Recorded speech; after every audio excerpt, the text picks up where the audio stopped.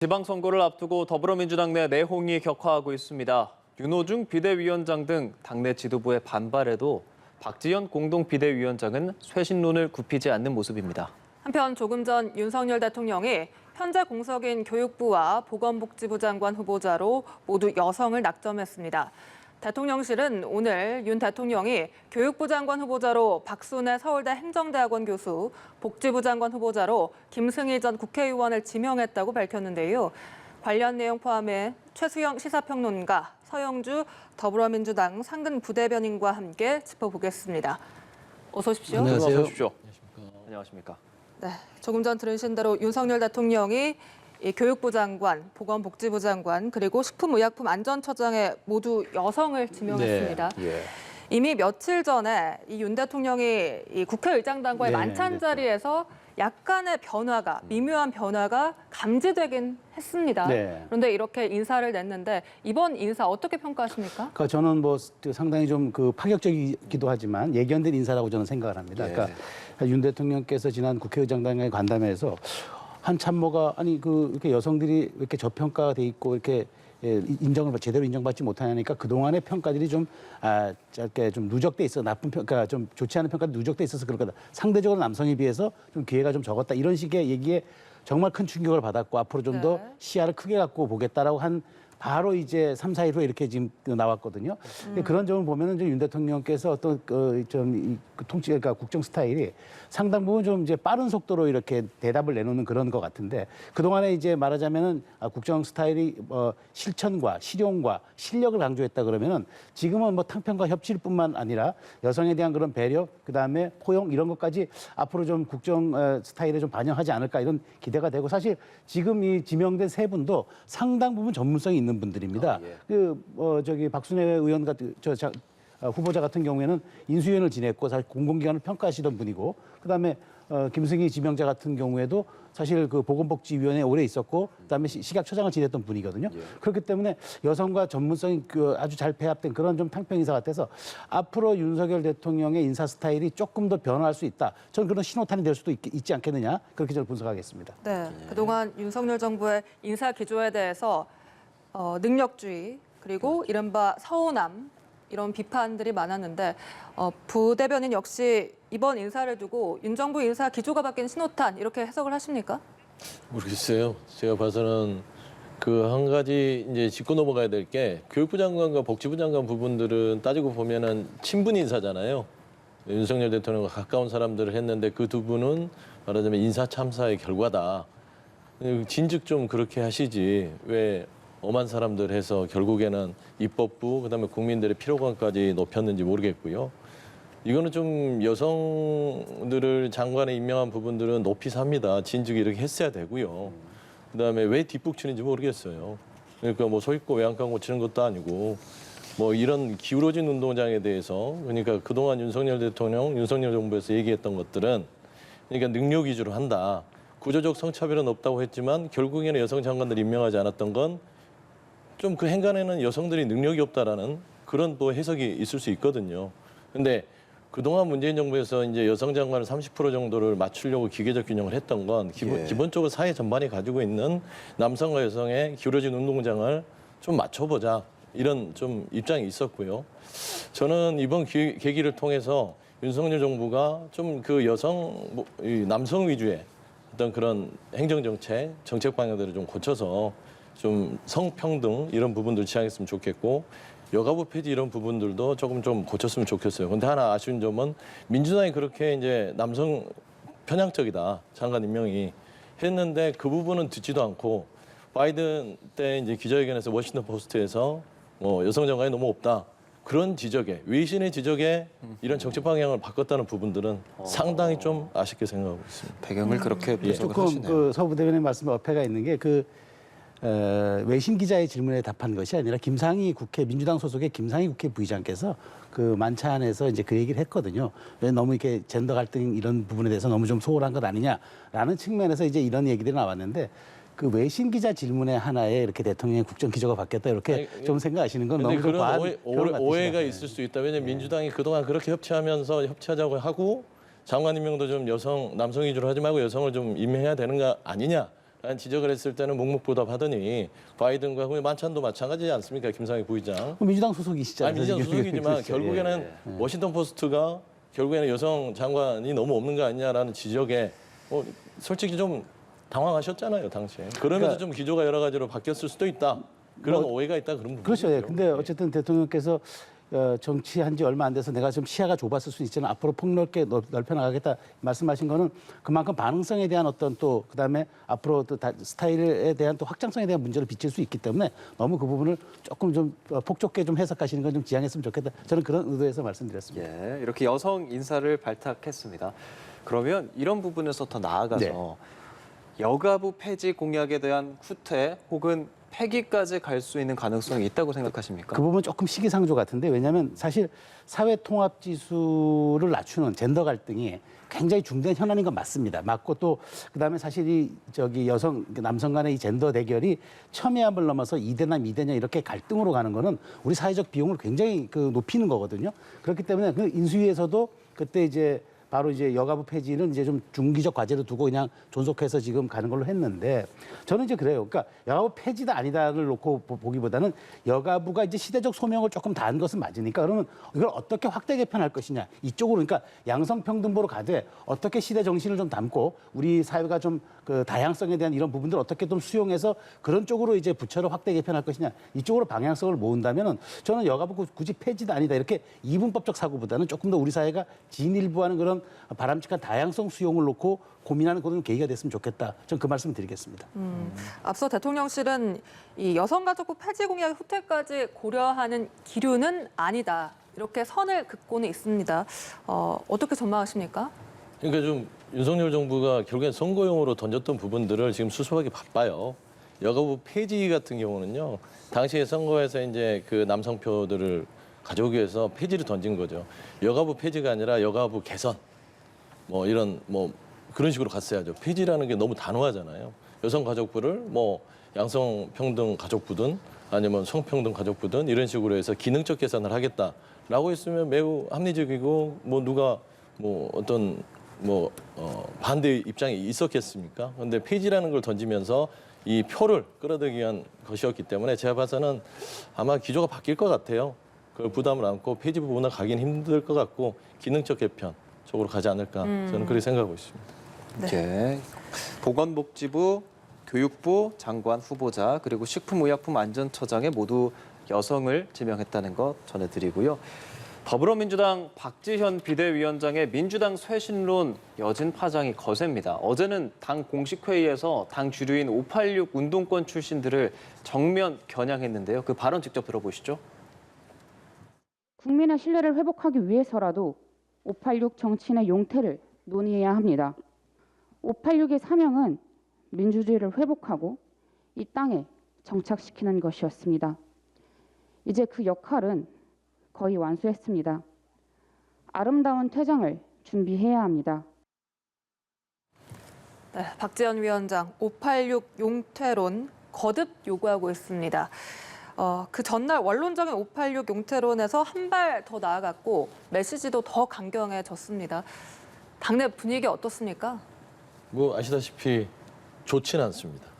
근데 이제 기본적으로 이게 정치의 영역이라는 게요. 꼭 민주당만 이런 뭐 지도부나 이런 부분에서 고성 좀 분위기가 안 좋은 건 아니고 정치인이 늘 갈등과 다툼 속에서 다시 생산적인 어떤 물들을 만들어내는 과정이기 때문에 여러 가지로 좀 국민들 보시기에는 좋지 않겠지만 또 하나 이게 어떤 합의와 좋은 성과를 이루기 위한 과정이다 이렇게 봐주시면 좋겠고 박지원 위원장이 말했던 어떤 586 용태론 이 부분보다는 원래는 이제 그 민주당의 쇄신 반성 사과를 통해서 뭐 팬덤 정치를 극복하고 원정주의를 극복하고 그다음에 민주당이 새로 태어나겠다 그동안 부족했다 이런 부분들이 기본적인 쇄신 안에 담겨 있었어요. 그러다가 이제 기자 백브리핑에서 58 용태론을 물어봤고 거기에 대해서 이제 답변하는 과정에서 공식적이진 않지만 백브리핑에서 나왔고 그 부분에 있어서 이제 윤호중 위원장이 개인적인 입장인 것 같다. 아마 58 용태론이 그런 부분인 것 같아요.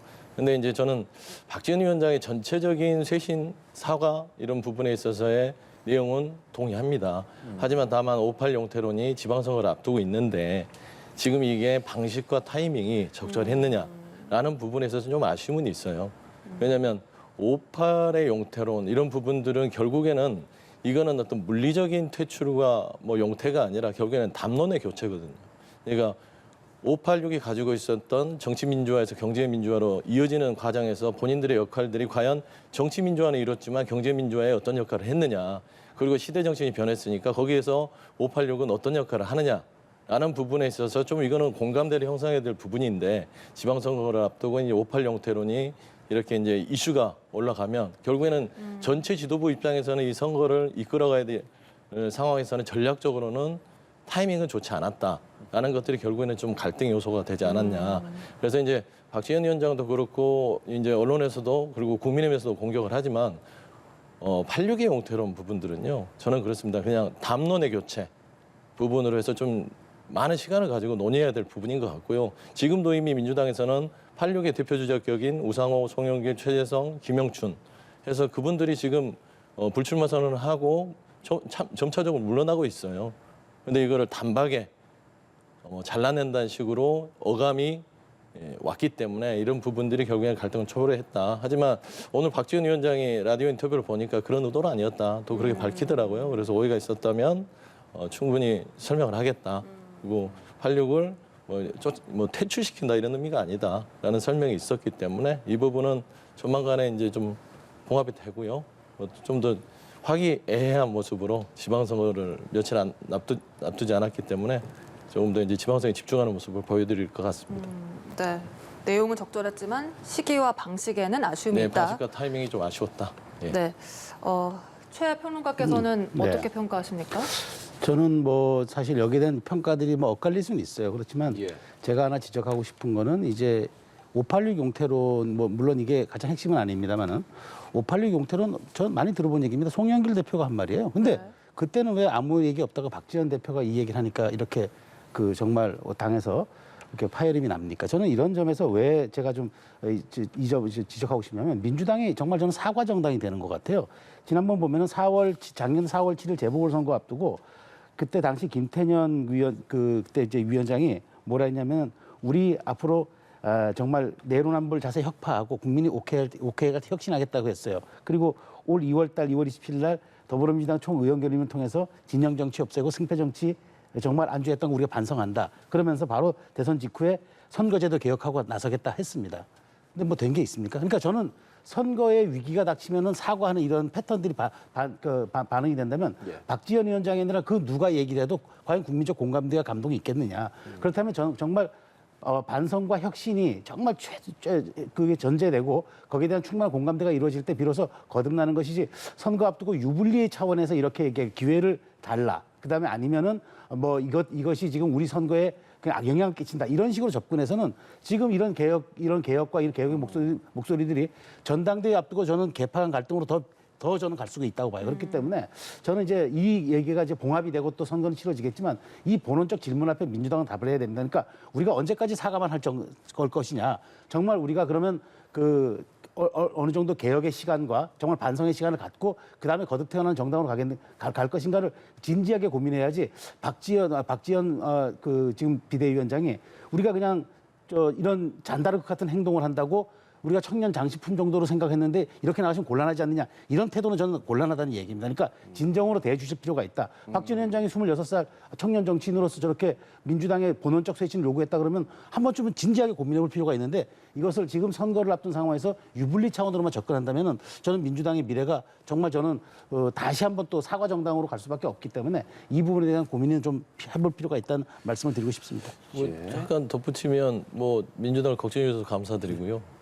예, 저는 그렇게 생각해요. 지금 이제 이 정치 선거를 앞두고 사과를 하는 거는 여야를 막론하고 어쩔 수 없는 선거 전략입니다. 예전에 뭐 국민의힘도 새누리당 시절에 탄핵당하고 나서 얼마나 수많은 절을 봤습니까? 전국을 돌면서 넙죽넙죽 절하고 다녔어요. 죄송하다고. 뭐 삭발까지 하는 분들도 계셨고요. 그러니까 결국에는 이제 선거라는 걸 앞둔 정치권의 어떤 사과라는 게 전략이지만 이 사과가 선거의 승패나 표에 도움이 안 될 수도 있어요. 하지만 정치 영역에서 사과는 다음을 기약하는 것입니다.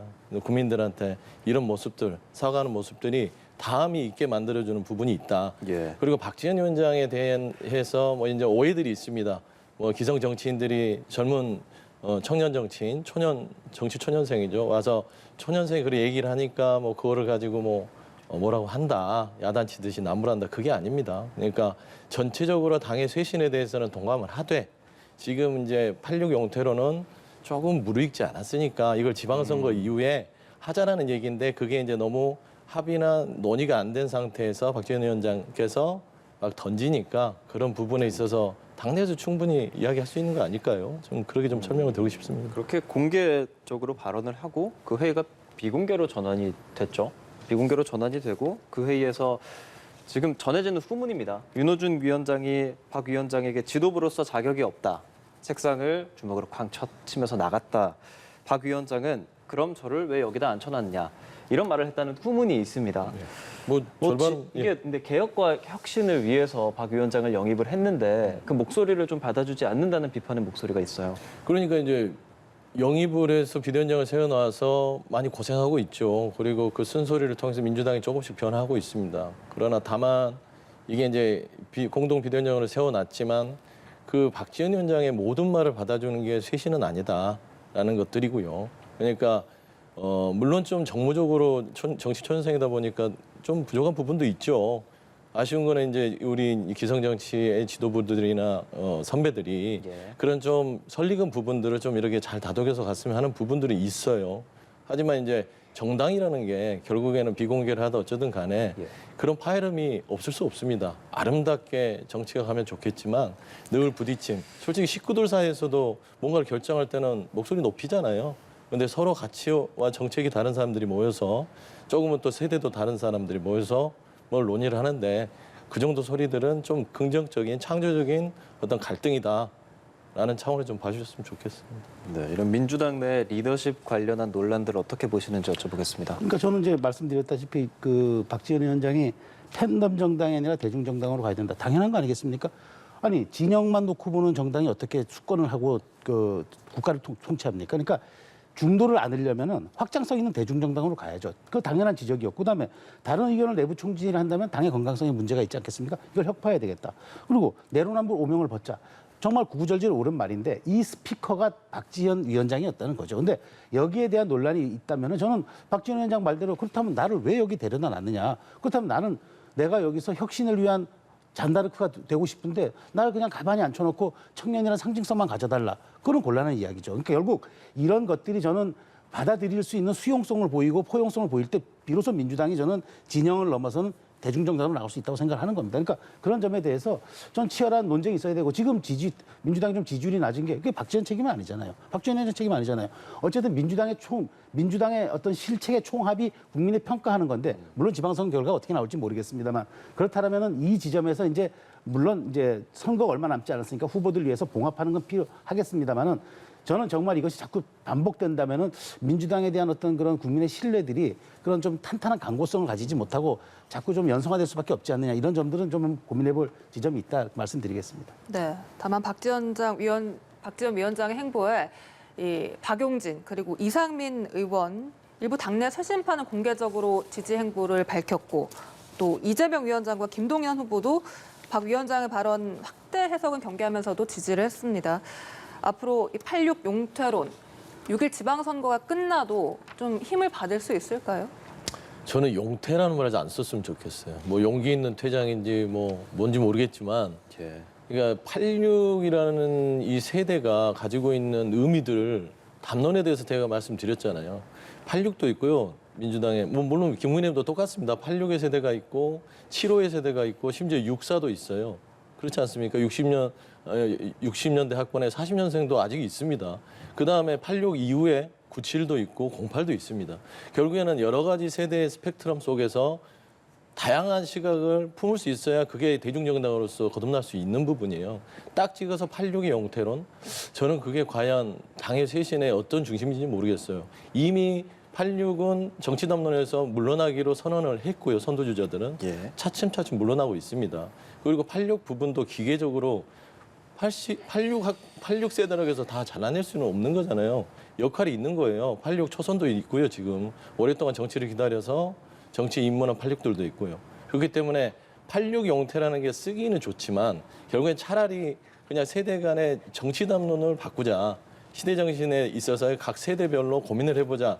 이런 논의의 장을 마련하면 훨씬 더 예. 생산적일 것 같지. 86 용태론이 결국엔 86이 없어지면 어떤 민주당이 변화하고 대중정당으로서 제대로 기능을 할 거라는 그런 부분들은 좀 아쉬운 부분이에요. 그래서 아까 말씀했던 방식과 타이밍이 지금은 아니다. 향후에 방식과 타이밍을 잘 갖춰서 해 나가면 결국에는 뭐 민주당이 지금은 국민들한테 많이 힘들게 상황이 있지만 그런 차츰차츰 다시 개선해서 다시 또 열심히 하는 모습으로 해서 또 재기할 수 있는 지지를 받을 수 있는 그런 정당이 될 수 있겠다.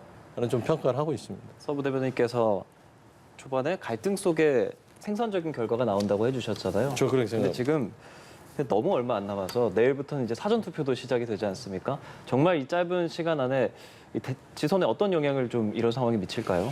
저는 기본적으로 이제 개인적인 생각인데요. 이 지방선거, 그러니까 대선 이후에 짧은 기간에 준비된 지방선거는요. 결국에는 이제 민주당이 불리한 선거입니다. 어떻게 뭐를 하든지 간에 새로운 정부의 컨벤션과 여러 가지 여건들이 저희한테 불리한 선거이기 때문에 네. 그런 데서 포기하는 건 아니죠. 근데 그래서 제가 말했던 게 타이밍이 좀 안 좋았다.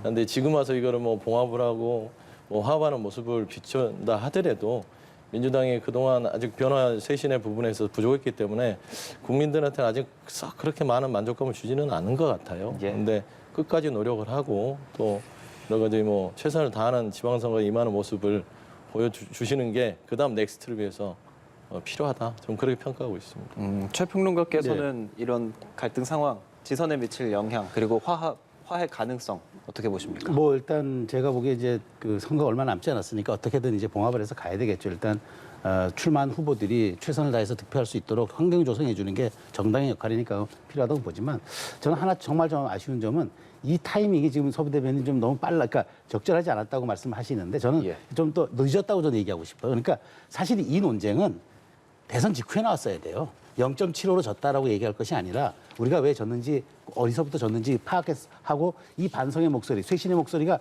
그때 나왔었으면 지금 지방선거는 대우가 정비가 됐을 거예요. 근데 그때 뭐 검수완박한다, 뭐 한다 하면서 그 황금 같은 시간을 성찰과 반성의 시간을 다 놓치고 오히려 공격하다가 지금 전열을 정비할 시간에 오히려 전열이 흐트러지는 이런 지금 기현상과 악영향을 낳고 있는데 어쨌든 뭐 저는 봉합이 되겠지만 민주당이 이번 선거 결과에 따라서 8월 전때까지 당의 내용은 더 심해질 수도 있겠다. 더 격화될 수도 있겠다. 그다음에 이제 그때는 정말 분화뿐만 아니라 분화를 통한 새로운 집단으로서 또 창출할 수 있는 그건 순기능적인 측면이겠죠. 그런 것들이 저는 지방선거 이후에 더 경랑 속으로 민주당이 빠져들 수밖에 없을 것이다. 그런 전망을 해보겠습니다. 네. 국민의힘은 이런 민주당의 내홍 부각에 앞장서고 있습니다. 지선에서의 승기를 확실히 잡겠다 이런 의도로 보입니다. 근데 저는 그 국민의힘이 저기 방심하면 안 된다고 봅니다. 그러니까 기본적으로 선거는 구도 싸움이긴 한데 지금 분위기가 좋다고 하는 지표들은 있습니다. 이른바 후보 지지도가 앞서거나 정당 지지도가 앞서거나 대통령 지지도가 이 세 가지가 묶이면 이제 주로 선거 결과에 어떤 정확한 데이터가 되는 건데 네. 거기에 만심하면 안 되는 게 이번 기본적으로 지방선거는 투표율이 낮습니다. 낮기 네. 때문에 핵심 지지층만 투표장으로 갈 수 있고 두 번째는 보수 지지층들은 대선을 승리했다라는 그런 이제 이른바 욕구 충족 때문에 지방선거에서는 투표 욕구가 좀 낮을 수 있어요. 오히려 반면 민주당 지지층은 우리가 위기구나 하고 최대한 투표장으로 결집할 수도 있습니다. 그런 것들도 국민의힘이 이렇게 남의 정당에 대한 문제를 너무 이쪽으로 치환하는 건 저는 제가 보기엔 그러니까 적절한 전략은 아니고요. 마지막으로 어쨌든 지난 4년간 민주당이 지방 권력을 다 장악했기 때문에 풀뿌리까지 전부 세력화돼 있습니다. 그러니까 그렇다면 조직 동원력이라든가 표의 결집력 이런 것들은 또 다른 문제의 변수일 수 있기 때문에 국민의힘은 물론 뭐 상대 정당에 대해서 뭐 고언하거나 뭐 이렇게 상대 정당이 물론 실수하면 그것이 반사이익으로 오는 게 정치긴 합니다만 여기에 안주하거나 그런 쪽으로만 너무 그 화력을 집중해서는 오히려 좀 의외의 의외의 결과를 볼 수 있기 때문에 마지막까지 집중을 해야 한다. 저는 그 고언을 드리고 싶습니다. 네, 오히려 내홍을 부각하면 역풍을 맞을 네, 수 있다. 그렇습니다. 네, 이렇게 들립니다. 이준석 대표가 박지원 위원장의 이런 586 용태론이 대안이 없다라고 비판하면서 당과 개인을 모두 비판했거든요. 이 비판은 어떻게 들으세요? 상도독이 아니죠. 원래 남의 당의 좀 어려운 부분들은 원래 안 건드리는 게 보통 통상적인 관례였습니다. 그리고 그 예의고요. 근데 뭐 지금 지방선거가 있어서 그런 거는 같은데 남의 당의 좀 내용을 가지고 신나가지고 이렇게 얘기하는 것들은요. 정치를 제대로 못 배우신 것 같아요. 그러니까 이렇게 원래 이준석 대표 보시면은 그냥 사사건건 이렇게 뭐 말꼬리 잡아서 뭐 이렇게 엎어치고 갈라치고 좀 보면은 좀 문자를 가지고 뭐 장난질하고 뭐 이런 부분들이 썩 그렇게 유쾌하지는 않습니다. 나름대로 정당 간에 서로 다른 의견을 가지고 대립하고 싸우는 건 좋지만 이렇게 좀 가볍게 다른 정당의 내용, 수습해가는 과정까지 간섭해가면서 평가하는 부분들은 그동안 서로 간에 존중하고 말하자면 품격을 지켜왔던 각 정당 간의 태도는 아니다라고 생각하고요. 저는 좀 그렇습니다. 지금 그 권선동 뭐 원내대표도 그러고 지금 뭐 이준석 대표도 그러는데요. 무슨 영웅 대접한다, 토사구팽이다 이런 표현들을 쓰는 것들이 예. 아까 말씀하신 대로 본인들한테는 도움은 안 됩니다. 지방선거는 어차피 지지층의 세대결이기 때문에 그래서 결국에는 이런 부분들이 네거티브한 부분도 있고 예의를 갖추지 못한 부분도 있고 세 번째는 우리 민주당 지지층에 대한 결집을 가져올 수 있는 부분도 있다고 분명히 생각하기 때문에 하여튼 좀 적절치 않은 발언들은 이제 그만 좀 상가를 해주셨으면 좋겠다. 라는 좀 말씀을 드리고 싶습니다. 예. 이런 가운데 새 정부 국무조정실장에 문재인 정부에서 청와대 경제수석을 지낸 윤종원 기업은행장이 내정됐습니다. 이에 대해서 권성동 원내대표가 문정부의 잘못된 경제정책을 만들어낸 그걸 인정한 꼴이다. 그러면서 그런 우려를 윤석열 대통령 그리고 한덕수 국무총리에게 전달한 걸로 지금 알려지고 있거든요. 이렇게 당정 간의 갈등이 출범 보름 만에 생겨나는 것 아니냐 이런 목소리도 있습니다. 저는 뭐 당정 간의 갈등까지 조금 하는 확대 해석이라고 생각이 들고요. 정당이라는 거는 지지층도 지지층이지만 어떤 그 세간의 목소리들을 모아서 결국 그들의 마음을 사서 그 득표를 하는 집단이기 때문에 그런 여론들을 가감없이 전달할 필요가 있습니다. 그러니까 사실 윤종원 그 국무조정실장 내정자가 문재인 정부 청와대 수석이었다는 것은 또 알고 그다음에 어떤 그 경제 정책을 위반했다는 것도 뭐 다 알지 않습니까? 그럼에도 불구하고 총리가 저렇게 쓰겠다고 이렇게 내정을 했다 그러면은 저는 당에서는 이런 고언들, 시중의 여론들, 그다음에 지지층의 이런 의사들을 확실하게 전달하는 건 필요하다고 봅니다. 그럼에도 불구하고 전달하는 것에 그치고 인사권자인 대통령께서 지금 출범할 때 그랬잖아요. 책임 총리하겠다. 예. 그럼 저 한덕수 총리가 뭐 저는 내가 저간의 사정은 모릅니다만 한덕수 총리가 이분을 고집한다면 그건 고집할 이유가 있을 거라는 생각이 듭니다. 그러니까 경제 관료로서 또 그러니까 이른바 어공이 아니라 늘공이었잖아요. 그렇다면은 거기에 대한 자기 역할이 있었고 또 거기에 대한 능력이 있었다고 한덕수 총리가 판단했다 그러면은 대통령께서는 어쨌든 총리가 쓸 사람이니까 거기에 대해서는 좀 대통령께서 인사권자이긴 하더라도 좀 판단할 필요가 있겠다. 그렇다면 저는 당은 세간의 여론과 시중의 이야기들을 가감없이 전달하는 역할로 해서 대통령실이나 국무총리가 판단할 수 있는 근거만 주고 최후 판단과 결정은 결국 인사권자와 그 사람을 쓸 총리가 하는 게 맞다. 그렇다면 이것을 갈등으로 보는 거는 너무 좀 비화된 것이고 갈등이라기보다는 세간의 여론을 전달하고 그다음에 이런 건강한 어떤 의사소통의 한 단계로 볼 필요가 있겠다니까 뭐 꼭 그 내정을 꼭 철회해야 된다는 뜻은 아니었기 때문에 예. 한번 검토해 보라는 뜻이라면 이걸로 공은 대통령실과 국무총리께 넘어간 걸로 그렇게 해석하는 게 저는 온당하다고 생각합니다. 네, 이 인사를 반대하는 이유를 국민의힘이 반대하는 이유가 문정부 때의 잘못과 지금 잘못이라고 연관을 짓는단 말이죠. 충분히 반발할 만하다고 보십니까? 누가 반발을 할까요?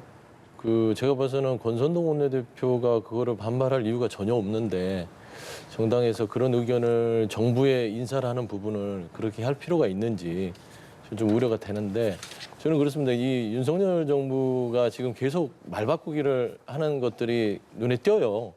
말하자면 군장 200만 원 주기로 해놓고 100만 원밖에 뭐 그렇게 책정 안 하는 부분도 여가부 폐지 부분도 마찬가지고요. 그다음에 능력 위주로 쓰겠다. 진보 보수 뭐 지역 안배 없이 능력 위주로 쓰겠다 했는데 그랬으면 그렇게 쓰면 되는 문제를 권선동 원내대표도 당시에 그 인수위에 참여를 했지 않습니까? 그럼 능력 위주로 쓰면은 이번이 문재인 정부에서 뭘 했건 간에 무슨 상관일까요? 그러면은 본인들의 말을 뒤집는 것이죠. 근데 저는 그런 부분이 아쉽고 권선동 원내대표 말로 하면 문재인 정부에서 일했던 분들 블랙리스트 작성하셔야죠. 그래서 문재인 정부에서 일한 사람들은 그 블랙리스트 작성해서 취업 못하게 하는 겁니다.